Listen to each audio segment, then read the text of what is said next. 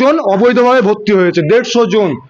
এরকম আমাদের কাছে মাত্র 4টে আছে, কিন্তু ওনারা 150 জনকে অবৈধভাবে টাকা নিয়ে ভর্তি করিয়েছেন। পারেননি। আজকে নেত্রী মমতা বন্দ্যোপাধ্যায় উন্নয়ন করছে আর আপনারা আগুনের মতন জ্বলছেন কেন? মানে যেন মনে হচ্ছে কেউ আপনাদেরকে ঘি ঢালছে আর আপনারা সেই ঘিয়ে জ্বলে পুড়ে মরছেন। কারণ এমসিপির ইউনিয়ন, কারণ ইউনিয়নই তো নেই।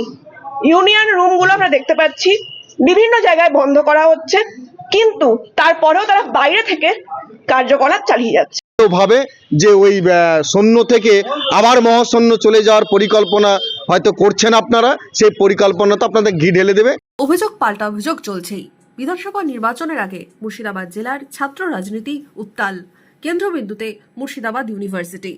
15 ডিসেম্বরের পর ফের 9 জানুয়ারি মুর্শিদাবাদ ইউনিভার্সিটি নিয়ে অভিযানে মুর্শিদাবাদ জেলা ছাত্র পরিষদ।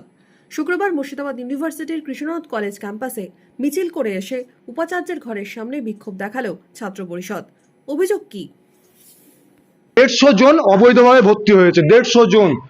এরকম আমাদের কাছে মাত্র 4টে আছে, কিন্তু ওনারা 150 জনকে অবৈধভাবে টাকা নিয়ে ভর্তি করিয়েছেন। এক একটা ভর্তি বিক্রি হয়েছে 40,000 50,000 টাকার বিনিমূল্যে। ডেপুটেশন এর আগে দেওয়া হয়েছিল, তারা কোনো ব্যবস্থা নেয়নি। এমনকি ওনারা ফেসাস করছেন ছাত্রছাত্রীদের কাছে টাকা তুলে টিএমসিপির নাম করে। কোন কোন ভিত্তিতে তারা করছেন এটা? কোন ভিত্তিতে? এখন কোনো ভিত্তি নেই। কোনো আমাদের যেটা রাজ্য হাইকোর্ট সেটাও বলেছে যে ইউনিয়ন রুম বন্ধ রাখতে হবে এবং ইউনিয়নের মাধ্যমে কোনো রকম ভর্তি প্রক্রিয়া এবং কোনো অন্যরকম অনুষ্ঠান করা যাবে না। কিন্তু তারপরেও আমরা দেখছি মুর্শিদাবাদ ইউনিভার্সিটিতে সেখানে কিন্তু ইউনিয়ন রুম পুরোপুরিভাবে কার্যকর এবং তারা অবৈধভাবে বিভিন্ন ভর্তি প্রক্রিয়া চালাচ্ছে। আপনারা দেখছেন এই যে 4 জনের নাম, এই 4 জনের কিন্তু মেরিট লিস্টের নাম অনেক পিছনে ছিল। তাদের আগে যাদের নাম ছিল তাদের কিন্তু কোনো রকম ভর্তি না হয়ে এরা হঠাৎ করে কিভাবে ভর্তি হয়? ছাত্র বিক্ষোভ ঘিরে চাঞ্চল্য ছড়ায় শিক্ষাঙ্গনে। অন্যদিকে সমালোচনায় সরব তৃণমূল ছাত্র পরিষদ, নিশানায় ছাত্র পরিষদ। যে মুর্শিদাবাদ ইউনিভার্সিটিটা নেত্রী মমতা বন্দ্যোপাধ্যায়ের আমলেই হয়েছে, 34 বছর আমলেও হয়নি। 1947 সালে ভারত স্বাধীন হওয়ার পরেও মুর্শিদাবাদে একটাও ইউনিভার্সিটি হয়নি। শুধুমাত্র 2011 সালে ক্ষমতা আসার পর মুর্শিদাবাদ ইউনিভার্সিটি হয়েছে, মুর্শিদাবাদ মেডিকেল কলেজ হয়েছে। তাই শিক্ষাঙ্গন অনেকটা এগিয়ে গেছে নেত্রী মমতা বন্দ্যোপাধ্যায়ের আমলে।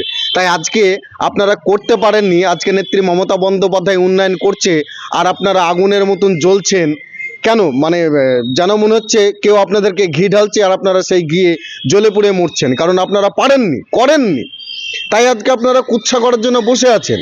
আর আপনারা যে বললেন যে রেজিস্ট্রার সাহেব কিভাবে নোটিশ করছে, কিভাবে টেন্ডার করছে, সেটা ওদের বিষয়, ইউনিভার্সিটির বিষয়, রেজিস্ট্রারের বিষয়, সেটা রেজিস্ট্রার বুঝবে। আর যে আপনারা আরেকটা তুলেছেন যে ভর্তি করাচ্ছে, এটা ভিত্তিহীন। কারণ ভর্তি হচ্ছে এখন অনলাইনের মাধ্যমে এবং পোর্টালের মাধ্যমে। সেন্ট্রালি যে পোর্টাল তৈরি করেছে সেই পোর্টালের মাধ্যমে ভর্তি হচ্ছে। যদি কেউ এরকম তথ্য বা প্রশ্ন তুলে, এটা ভিত্তিহীন, আপনারাও যাচাই করুন। মুর্শিদাবাদ ইউনিভার্সিটি ইস্যুতে ক্রমশ পারদ চড়ছে ছাত্র রাজনীতির। 26-এর নির্বাচনেও কি এই এজেন্ডা তীব্র হবে? জল্পনাও বাড়ছে। Bureau report, imagine community media.